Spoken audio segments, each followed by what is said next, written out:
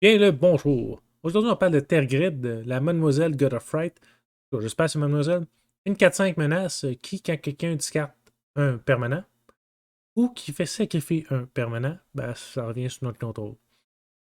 Bien sûr, certain que côté dans le camp, on s'en fout un peu. On va continuer plus. On va parler comment faire discarter les cartes au monde. Bind Slash effet vraiment intéressant parce que tu vas avoir une quantité industrielle de créatures de vidange que le monde va te donner. Tu vas pouvoir les réutiliser en tant que tel. Fait que c'est pas vraiment mauvais. Mind Instruction, je trouve ça incroyablement bon.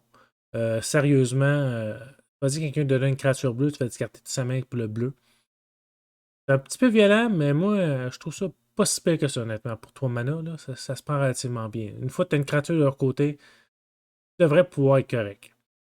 Après ça, on fait des effets que tout le monde connaît, Gear Reach, Typhon Mine. Maintenant, Sadistic Hypnosis, je ne sais pas pourquoi je ne le vois pas plus souvent dans les decks de tokens. Cette carte-là est incroyable. Ça fait juste discarter la main au complet. C'est quasiment une win-con à lui tout seul. Bref, je trouve ça une carte vraiment intéressante. Puis le reste des cartes, pour faire discarter les cartes, il faut que le gars ait des cartes.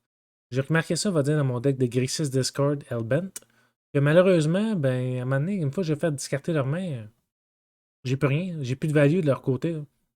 Fait que ma seule façon, c'est de faire picher des cartes. Et depuis ce temps-là, j'ai perdu juste une game sur 10. Fait que avant, je n'avais gagné quasiment aucune.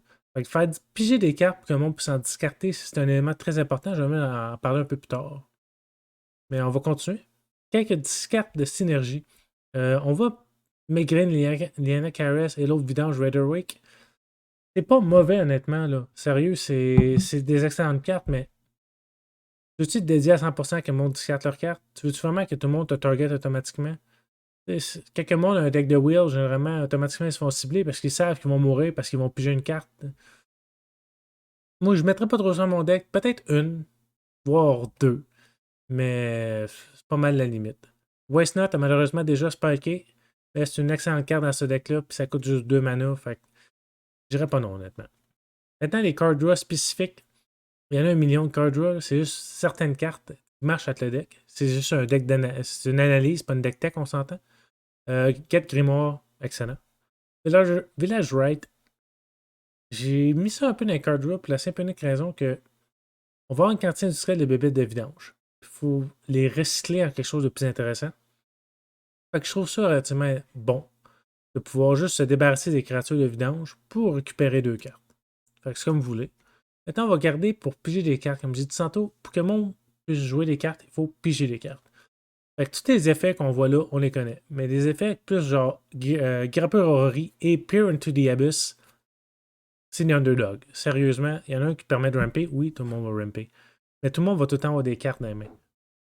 Donc, ça se prend relativement bien. Puis Peer into the Abyss, si le gars n'a pas maximum 26, ça se peut qu'il discarte à peu près 28 cartes. C'est relativement intéressant. Faut juste pas oublier que si vous le tuez, vous perdez tout ce qui est discarté. Parce que tout ce qui est sous votre contrôle, qui lui appartient, va disparaître quand il va perdre la game. Fait que c'est quelque chose à penser un peu avec ce commander-là, de qui tue en premier, pourquoi, puis quelle créature qui va rester après. Maintenant, la récursion, c'est sûr, certain qu'il va falloir des fois sacrifier nos propres créatures. J'ai pas mis toutes les récursions existantes, mais c'est pas mal les effets les plus intéressants et les plus permanents que j'ai vus. Et j'aime ça aussi que ça soit un low CMC parce que early game, généralement, on fait pas grand-chose. Fait que j'ai voulu vraiment avoir des affaires qui soient doublement utiles dans le sens qu'on peut y jouer au début et à la fin sont encore très utiles. Fait que c'est un peu la récursion qu'on voit. Il y a certaines cartes qui ont commencé à monter pas mal en prix. Oversoul Cemetery, j'avais acheté ça 25 cents. Mais ça, c'est une autre histoire. Maintenant, c'est pas Self-Mill, c'est Sack Outlet. Je me suis trompé, j'ai oublié de changer de titre. Ah non. On a certaines façons de sacrifier les créatures. Il y en a beaucoup, beaucoup, beaucoup. Mais je vais juste parler d'effets que moi je trouve qui est vraiment important dans le deck, c'est-à-dire des scry, rampé. Que vos créatures soient indestructibles. C'est incroyable parce qu'on va juste attaquer à tous les tours. Puis ben, on veut qu'ils survivent, les créatures. Dans le pire des cas, on va garder les vidanges des adversaires pour bloquer, qui vont être indestructibles, qu'on va pouvoir sacrifier à la fin du tour.